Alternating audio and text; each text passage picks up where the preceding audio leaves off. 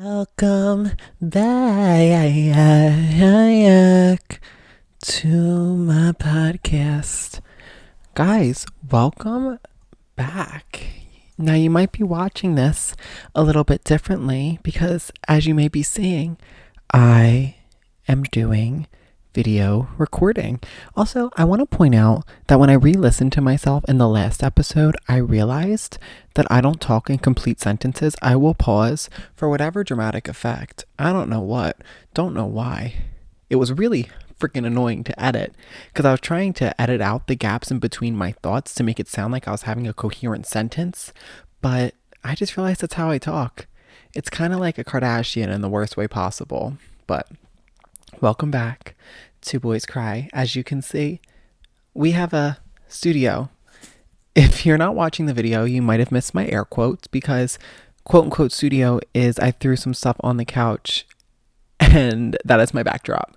But you know what? I realized after the first episode that I love watching a podcast visually, especially if I'm like in bed or something. I want to have a visual component to be able to watch back and feel like I'm talking to the person. So that's what we're doing here, because maybe somebody out there wants to watch me sit on my basement floor and see my facial expressions for 30-ish minutes. But I wanted to thank you guys really quick. You guys were really receptive to the first episode. I had a lot of people reaching out to me saying they really enjoyed it, that they found themselves laughing out loud and just straight up having a good time, which was the whole point of this. And I'm really glad people could take something from that, learn something from that. It really means a lot. So, today's episode, I kind of teased we were going to talk about my childhood in the last episode, but I also kind of had a change of heart in the theme of this podcast. So originally, this podcast was going to be centered around men and their mental health issues and making that a safe space for, guys to talk. But I don't know. Something in my heart was like, that is not the route for this to go. So while that is still a major aspect of this podcast, and I will have some great male guest stars to talk about mental health and their life and everything, the more I thought about it, I was like, I want to create a podcast that really just talks about my current state of life, which is really just growing up and trying to figure out who the hell I am, what I want to do in this life. And I want to interview some women. Like, I love me some men, but I need some women on this podcast because I know so many super successful, talented, amazing women that I feel like you guys would love to see me interview. This is another solo episode, so you do have to hear me just run my mouth for a little bit, but I promise the guests are on their way. They will be on this basement floor before you know it. We all just have super busy lives, super busy schedules. It's the easiest for me to sit here and record an episode alone. But without further ado, today's episode. Something we all can relate to in our youth and young adult is dating. I don't know if that changed. Does this change the way it sounds? I will listen to this back, and if not, this looks really stupid. But we're going to talk about dating, and more specifically, dating in the LGBTQ plus community. Now, where do we even begin? Should I talk about my dating history first? There is none. And that concludes the history section of this podcast. No, but for real, I've had like boyfriends. If you guys don't see the air quotes, I'm doing them on the video before. And no shame to them. I was definitely the problem. Let's keep that real. But I've never actually been in a serious relationship before. Like, none of them went past 2 months. Hope they're all doing great, for real. They were all great people. Just, I felt like it was all rushed into things. But, I didn't date anyone in high school. I feel like a lot of gay people talk about how they feel like they missed out on the high school dating experience just because it's not super normalized in high school. I went to a big high school. I was one of the few openly out gay guys, I would say, in the school. And it was fine. Had a great high school experience, just there was nobody there that really tickled my fancy. So I really didn't start talking to guys until I was in college. Um, and then had some, like I said, quick relationships, nothing serious. I wouldn't even count them as relationships. They came, they went, Godspeed. But, the thing with gay dating is that a lot of it is found through apps. And I hate dating apps. I hate them. I hate them so much because it's fun to talk to people. It's like a little game, honestly, with like people's emotions and feelings. But I get so insecure on a dating app. Like when I look at all these like hot, fly, cool, talented, successful people, I'm like, damn, what are you doing with your life? Like right now I'm on Hinge, and I would like to preface, I'm not looking for anything. I just was bored. I'm sorry to be that person. I really was just bored and wanted to like just talk to some people, see maybe if anyone was cool. Got a little roster going on right now, but so I'm on Hinge right now. It's fine. No one's like great, but that's the dating experience. I have used Tinder before, and I am banned, which was not my fault. It was not my fault. It was just something I wrote in my bio, and it banned me for life. But there's ways to get around that. So if I wanted to be on Tinder again, I would. Shout out to Jermaine for lending me her phone number every now and then. But I also have found another loophole to creating a Tinder account. Oh, now you can see my pants. Even though they're camo. So can you really see them? I don't think so. But Tinder, Hinge, Grindr, Bumble. We hate them, don't we? I feel like if I had to rank the dating apps in like terms of which ones are the best to worst, it would go Hinge. That's it. No, Grindr's on the bottom. Hate it. Never have used it. Sorry, had to burp a little bit. Grindr's on the bottom. I've like obviously downloaded it. Who hasn't? But don't use it. Disgust. Especially because I don't do hookups. And especially because of another reason that we won't talk about. Actually, let's talk about it. I have a big announcement, everyone. Grab a snack, grab a drink. This is my coming out as, drumroll please, an asexual man. Woo, woo, wow, yeah. Thank you to my live studio audience for cheering me along. I've been pushing away coming out again as ace because I never thought I had to. But, I don't like to hide. I like to put it all out on the floor. So to those who don't know what that means, especially my mom, who's probably going to listen to this and be like, what does that mean? Are you not gay? And yes, I still identify as gay, but I also identify as asexual. So basically, asexual is like a really big spectrum, and I'm probably not the best person to talk about this, but I will give it in a definition that suits my situation. It is different for every single person. So if you are thinking this may be you or someone in your life, just know it's going to be different from person to person. So basically, something that is so apparent in the LGBTQ queer community is hookups. And I never was like, I want to hook up with people. And I was just like, maybe I never thought it was like, I don't know. I thought maybe everyone just was kind of like forcing it. Like, I thought that was normal. Like, oh, I'm just going to force this because it's what I should want. And then one day I woke up, I'll reenact it. I woke up out of a dark, deep sleep, like, I don't like hookups because I don't like sex.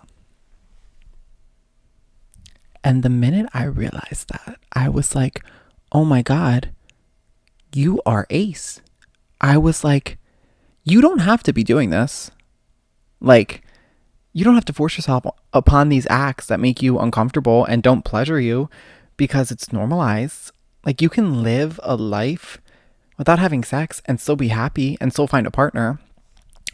So that is where I am right now in life.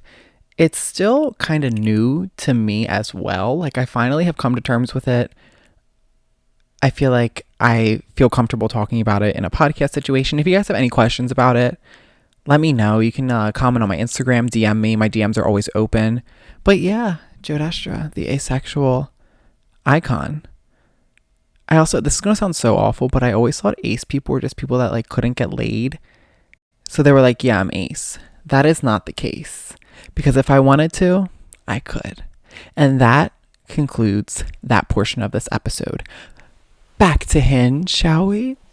So I wrote down a list of my icks. I hate that term. I feel like that was so overused for a second. However, I don't know what else to call them because they're not red flags. They're just things where I'm like scrolling and I'm like, ugh, like, no, it's not going to work.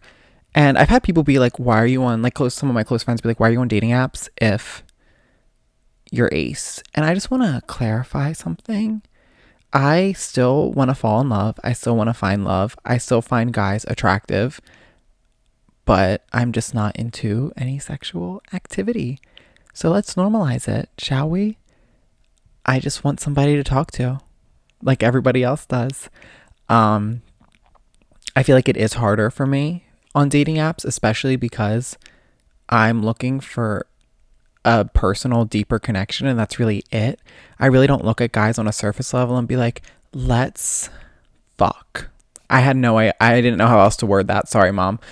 But I don't look at people and see that. I'm like, oh, we can date. We look aesthetically good together. Like, that's how my mind thinks. Like, I just want a really best friend to come home to every night. And in the gay dating community, it's going to be found on a dating app. So in a perfect world, I'd find someone naturally. I do a lot of theater. I get myself out there. So it is not completely off the table to find somebody in the wild. But, it's harder. 90% of the people you see are going to be straight. So it's just easier to find people on an app. It is. It sucks, but it is. So as I was saying, what are some of Joe Destra's dating app icks? If you have a little crush on me and want to create a dating app profile that speaks to me, don't do these things. Number 1, I said a topless pic if you aren't in the gym, and also if all of your pics are you shirtless. I'm just like, one, for me, I know we're not going to get along because it's obvious that you're looking for something that I'm not going to give you. But if you're in the gym, like taking a gym pic and like flexing, I think that's fine. But like if every pic of you is like, here's me in a mirror in my house with my titties out, please come over. Like, that's just not, like, that's the vibe I get. One pic, fine. But if every pic of you is topless, I'm like, do you even own a shirt? Like, let's get real. Do you leave your house like that? No. This one, I always have found it weird. And this one might be personal because I've talked to other people and they don't find this weird, but me do. If you have a Snapchat filter on a picture on your dating app, it is immediate no for me. I find it so funny and like stupid. I don't know. Like if I see like little hearts above your head or like a really grainy picture with like the devil horns, like, no, I'm sorry. That really, I hate to use the word cringe too, but I'm just like, that is not cute. I just want to see your face, not what you would look like if a photo was taken on a DS and you were like a devil. Like, that's just not what I am looking for on the dating apps. Next, this one's for Hinge specifically, or any app where you can like talk. Do not use, I'm getting close to the camera for this. Do not use the talking features on these apps. Do not send me a text that is an audio message if I'm just talking to you, because I will get weirded out and that will be the end of that. Do not use the Hinge tool that you talk into where it's like, introduce yourself first with a talking prompt. No. And if you do a video prompt, you're crazy. I'm sorry, you're crazy. You must have so much confidence. And I genuinely applaud you for having that confidence. But I think you're crazy. I do. You heard it here first. You're crazy. What else? Oh, this one kind of goes with the first one. If every pic you have is a mirror pic, does your front camera not work? Do you not have pictures with friends? Has no one ever taken a picture of you? How do people have dating profiles where every picture is a mirror picture? You're telling me there was no other options? You have 9 mirror pictures, but you don't have a single picture with your front camera? No, I'm sorry. I find that a little bit odd. This next one's actually a new one that I saw and was like, whoa, what are we doing? Someone on Hinge had their full like government name displayed. Like, you know how typically it's like Joe and then my profile, or like Tom and their profile, or like Mike in their profile. This was like first name, middle name, last name. And I was like, whoa. That is a lot to handle. Like, why are you putting that all on display? I don't need to see your full government name. I don't need to look like it's your birth certificate. Like, your first name is fine. Let's keep it at that. This one, maybe I'm just a hater. That's another thing. I am a firm hater. I hate everything. But this next one really gets me like good. If you put a picture on your dating app in portrait mode, I'm sorry, I had to take a moment of silence for that one because it will make me giggle. That is not your intention, but I will be laughing at it because there's something so unserious about portrait mode to me. And if you post a picture, like seriously, like if you're like this and like everything's blurred behind you, I'll be like, that can't be real. Like you had somebody, like you handed somebody your phone, you swiped over to portrait mode. And I know portrait mode, you have to like pause in the pose for like 3 seconds to get it like situated. I'm sorry. Like I just imagine the whole experience and I'm like, no, I'm sorry. Like I can't be with you. And I know I sound like a bitch right now, but it's like, how do you do that? Like portrait mode to me is a joke. I'm sorry. If you use it, peace and love to you. But that is not my cup of tea. Now this one. I think it's what I touched on earlier in the episode about my sexuality journey. This one really annoys me. And again, I'm only on Hinge right now, so most of these are from Hinge, but they cross over between areas. When guys use an arrow emoji to describe their sex position on their dating profile. Typically, they'll put it next to their age on Hinge, or like one of those like mini sections where you like scroll. I know you know what I'm talking about. It's like age, height, one of those. Actually, I think it's next to height usually. Next to height. It'll be like, I'm 5'9", and then an arrow pointing down. Or it'll be like, I'm 6'5". The double-faced arrow. I am 6'2", the top facing arrow. And as somebody who doesn't indulge in those activities, that is a massive turnoff for me. Now, for some people, they may really enjoy that. They know what they like. And if that's how they find themselves compatible with somebody, that's fine. But this is my list of icks and preferences. So don't have that, or it's an immediate no for me. I'm sorry. Just because I know I won't be able to satisfy the needs that you're obviously on this app for. And I don't want to waste your time or waste my own. Now, here are some tips and tricks from someone with a little bit of experience on a dating app and as a certified ghoster. Yes, 2 big announcements on this podcast today. I'm an asexual ghoster. But I believe that if you were only talking to somebody for 2 to 3 weeks. It never gets off the dating app. You don't have their phone number. You're not on Snapchat, which don't use Snapchat as a form of communication. I'm so sorry. If you are above the age of a teenager and your form of communication is Snapchat, no. No. But anyway, you morally, in my opinion, can ghost somebody if you're only talking to them for about a few weeks on a dating app. Because what do you owe this person? Nothing. You owe them nothing. They are definitely talking to a bunch of other people. You will just get phased out of their like ongoing roster. You know, you don't really get into depth on these dating apps. If you can't get beyond a surface level and it's not moving anywhere and you're not getting off that app, don't feel bad about ghosting them, because they are probably thinking the same thing. Like, this is going absolutely nowhere. Might as well just end it.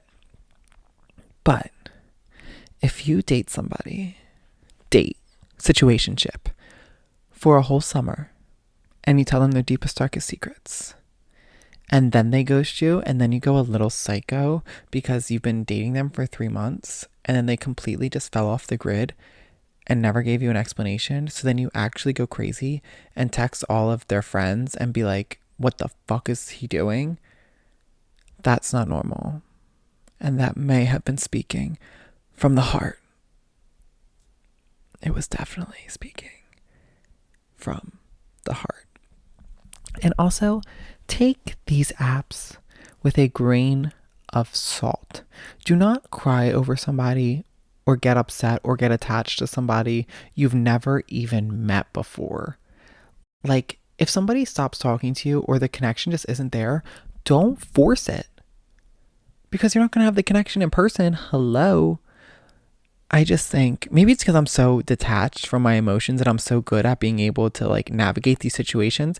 But if somebody wants to not talk to me anymore, okay, that is your loss. Sorry. Like, I'm not going to lay in bed and cry over a guy because he decided not to talk to me. Especially if it was only talking on a dating app. I don't even know this guy. Why would I get upset? If anything, he should be crying himself to sleep from losing me, an up and coming famous podcaster. Just kidding. Maybe not. Maybe this will be the one that puts me on the map. I've been trying to get on the damn map for a long time now. And maybe my podcast will do it. I'm also realizing I have a shirt that says Make Boys Cry. I definitely should have worn that for the first video episode, but I'm just in a black top, which is fine. It's cute. I wore this to work today. My top is from Hollister, if you're wondering, and my necklace is stolen from my sister that I've stolen. She hasn't had this for a while. It's been around my neck for a long time. On my Instagram, Boys Cry Podcast on Instagram, I asked you guys what some of your dating app red flags, if you will, are. And I have a few answers that I would like to share. Now, I forgot to write these down, so I'm really trying to think from the top of my head. But I remember one was from a gay friend of mine that was like, if they put no femmes on their dating profile.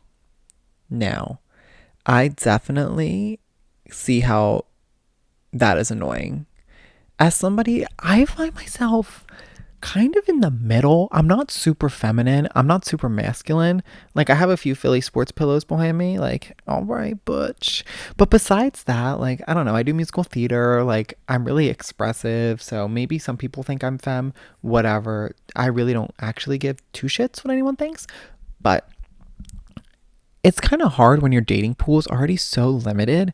And then a gay guy's like, you can't be feminine, honey. I'm sorry, but get out of the pot. Like, your dating experience is already so limited, and then you're gonna nix about more than half off of it. Because I hate to break it to you, a lot of these gay men you meet are gonna be feminine. They're not gonna be athletes. They're not all gonna be super muscular. And even when they're muscular, they're still pretty feminine. So I don't know what you want, and you're probably not gonna find it. But if you do find it, I mean, good for you, I guess. But I don't know. Just broaden your horizons. Like, what's the worst thing about talking to somebody who's more feminine looking, feminine presenting, uses more feminine mannerisms? Like, who even decided that certain things are feminine, and that's a whole other topic. But like, who decided that a crop top is feminine? Who decided that makeup is feminine? You know, we're all just living on a rock. Like, come on. I think another response somebody said is when you only have group pictures. Now, this one, do I have a story for this one? So I was talking to this guy who only had group pictures and then like an older looking picture.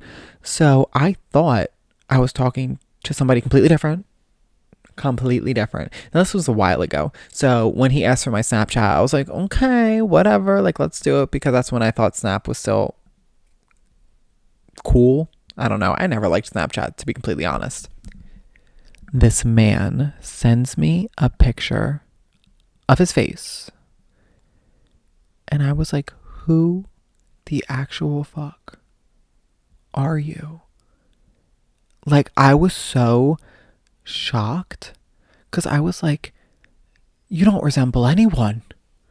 Not a soul who was on that Hinge account. So I go back, because I'm like, absolutely not. Before I block you and everything, I have to like pinpoint who you are. So I go back to the first group picture, and I think, I don't remember how many, this was a while ago. It was probably like 5 people in the picture. There are 4 people very clearly in the frame, and one guy standing behind them with a shadow cast over his face. That was the guy. Are you kidding me? Are you kidding me? Like, if I can't even see you in the picture, how am I supposed to know what you look like? Like, how do people make an account and be like, group picture? Oh, you can't see me in this one? First picture. Like, that is absolutely insane to me. Like, you need to be your most true and authentic self on a dating app, or it's never going to work. You can't fake to be someone else.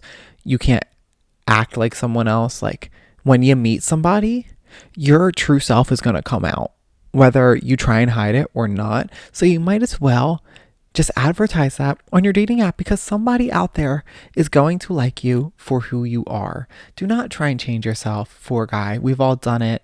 And do not try to change a guy to fit what you want. He may be hot and fly and sexy, but he may suck a lot, literally and metaphorically.